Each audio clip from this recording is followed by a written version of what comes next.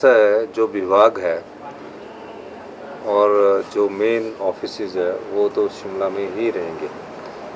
जैसे कमीशंस नए नए बन रहे हैं, जैसे जीएसटी कमीशंस है, रेरा है और जो कमीशंस है उनको हम यहाँ से शिफ्ट करेंगे। जैसे अभी मैंने कहा कि शिमला को डीकंजस्ट करना है।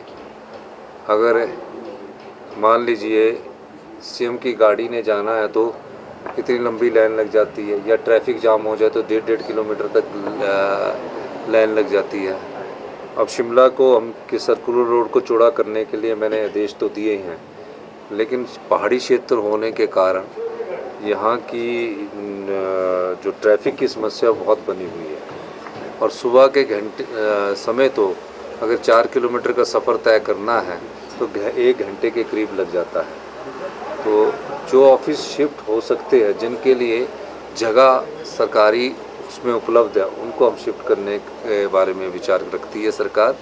लेकिन उन जिन ऑफिस को भी शिफ्ट किया जाएगा, जैसे कि वन विभाग का, वाइल्ड लाइफ का ऑफिस शिफ्ट किया है, क्योंकि सबसे बड़ा पौंग डैम का जो सेंचुरी एरिया है वो रामसेर साइट जो वर्ल्ड नोन साइट है, उसकी वाइल्ड लाइफ के विंग की जरूरत धर्मशाला थी, तो उस विंग को हमने शिफ्ट किया है।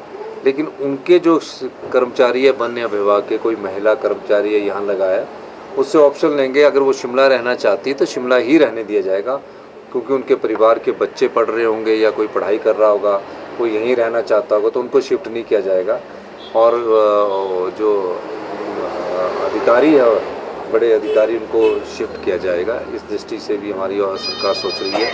और जहाँ जहाँ ऑफिसेज़ की बिल्डिंगें बनी हैं, पिछली भारतीय जनता पार्टी की सरकार 1000 करोड़ की बिल्डिंगें बनाकर चली गई थी। 1000 करोड़ की बिल्डिंगें खाली पड़ी हैं।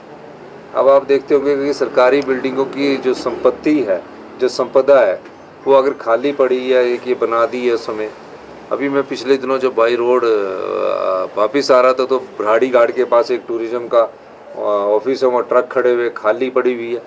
तो ऐसी संपदा जो खाली पड़ी है, जिसमें करोड़ों रुपया खर्च कर दिया है, उसमें अगर धर्मशाला और मंडी में कहीं जगह होगी तो ऐसे ऑफिस शिफ्ट किए जाएंगे।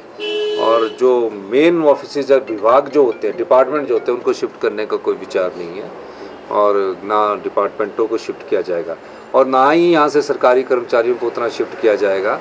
उनकी जगह दूसरे कर्मचारियों की नियुक्ति की जाएगी जो ऑफिस शिफ्ट होंगे, और जो कर्मचारी यहाँ रहना चाहते हैं वहाँ यहाँ रहेंगे। हिमाचल प्रदेश के बागबानों ने बड़ी कड़ी मेहनत करके हिमाचल प्रदेश को सेब के रूप में विकसित किया है।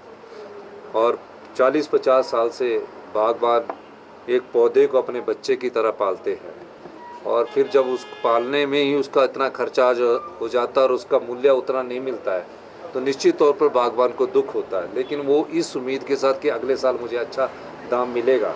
लेकिन पिछले कुछ समय से तुर्की से जो आयात सेब है, उसने हिमाचल प्रदेश के बागवानों पर चोट लगाई है, जम्मू कश्मीर के बागवानों पर भी चोट लगी है, और जो अमेरिका से भी आया सेब है उसने भी कुछ तरह किसी न किसी तरह से हिमाचल प्रदेश के बागवानों हैं उनको नुकसान पहुंचाया है।